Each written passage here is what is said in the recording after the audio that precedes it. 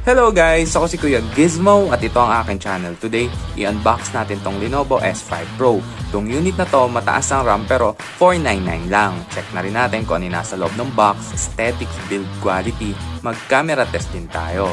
Tara, unbox na natin.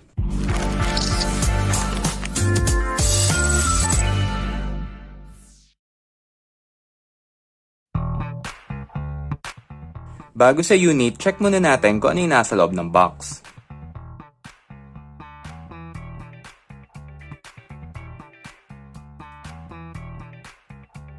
Itong documentation paper at itong quick start guide. So wala itong kasamang jelly case. So sa pinakaloob ng box ay yung SIM ejector. At itong 18W na head charger. At itong sync cable. Ang good news, ito ay Type-C.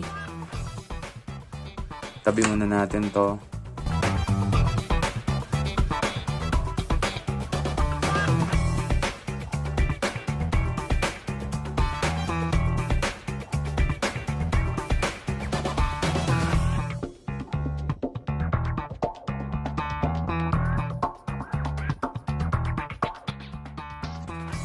Punta na tayo sa mismong unit. Pakita ko lang sa inyo yung aesthetics niya.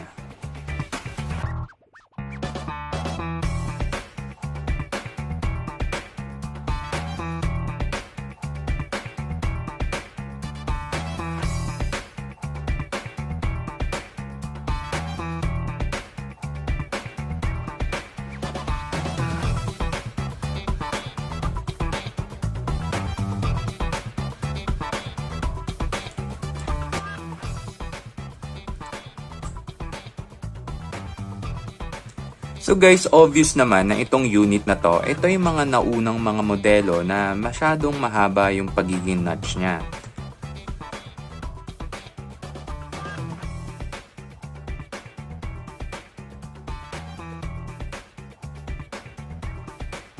Still, 499 lang naman yung unit at 6GB yung RAM, good catch pa rin naman kung tutusin kahit na medyo old-fashioned na yung pagiging notch niya.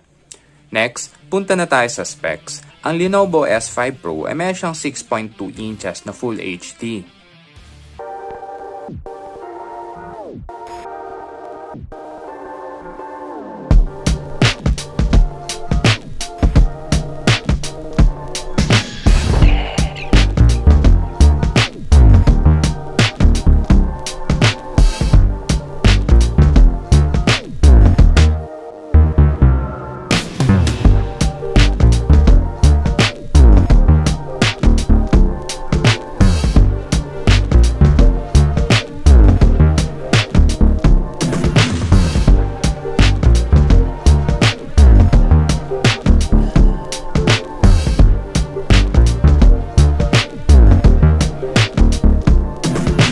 Nung camera. Ang main shooter nito ay 20 megapixel at ang secondary camera naman niya ay 12 megapixel. Ang battery nito ay hindi kasing tataas na tulad ng mga battery ngayon dahil ang battery nito ay 3,500 mAh na 18W. Dagdag details ko lang. Sa right side niya ay yung volume rocker at ang power button. Across the screen ay nag-iisa lang siya dito na SIM tray. Ang bad news dito, ito ay hybrid SIM slot. Sa ilalim naman yung speaker grill, charging port, primary mic at yung 3.5 jack. Sa taas naman na yung secondary mic.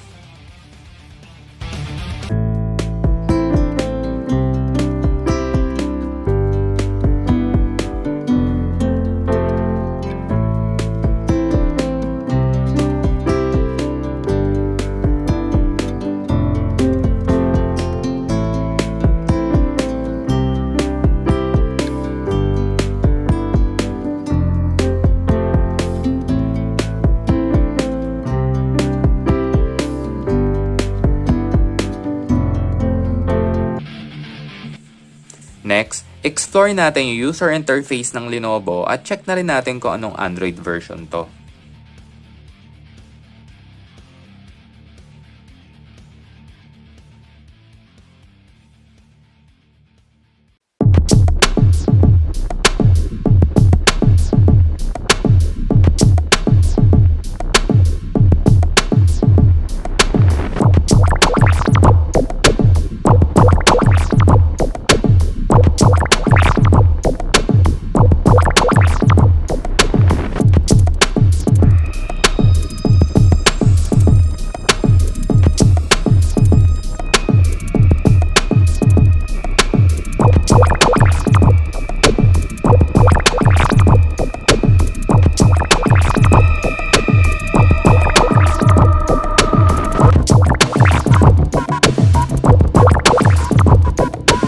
nakita kong cons sa user interface ng Lenovo. Naghahanap kasi ako kung paano ko masiset itong back at itong option at itong menu. So kasi hindi ako sanay na nasa left side yung pinaka-back. So wala akong mahanap para pagpalitin ito. Ang nakita ko lang itong gesture na ganito. Ayan, halimbawa magbaback ka, slide up mo lang.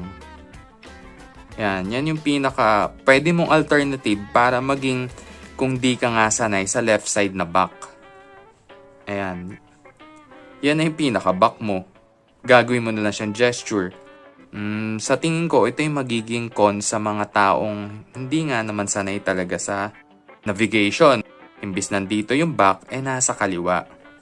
Still, tingin ko, pwede ka rin naman mag-adapt o mag-adjust din agad.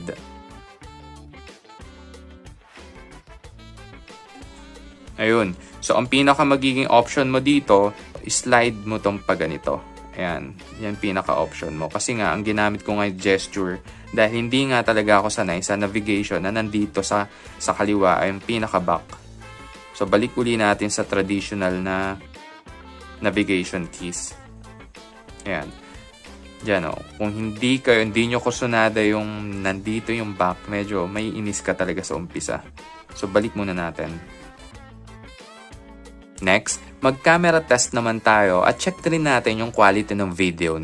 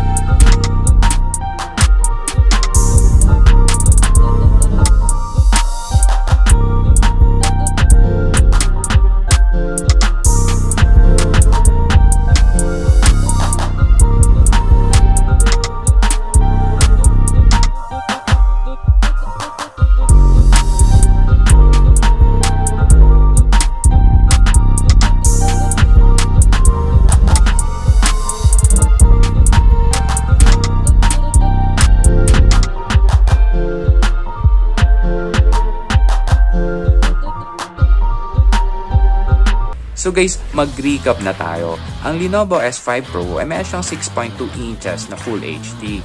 Ang selfie camera nito ay dual na 20MP at 8 megapixel. Meron tong dalawang variant, yung 664 at 6128. Ang chipset na nandito ay yung Snapdragon 636 na 14 nanometer. Dahil ito ay old model, ito ay dual camera lang na ang main shooter niya ay 20 megapixel at 12MP. Ang battery nito ay 3500 mAh na 18W. Ito ay hybrid na dual SIM at ito ay Android 8 lang. Yun lang guys hanggang sa mga susunod na unboxing. Maraming salamat.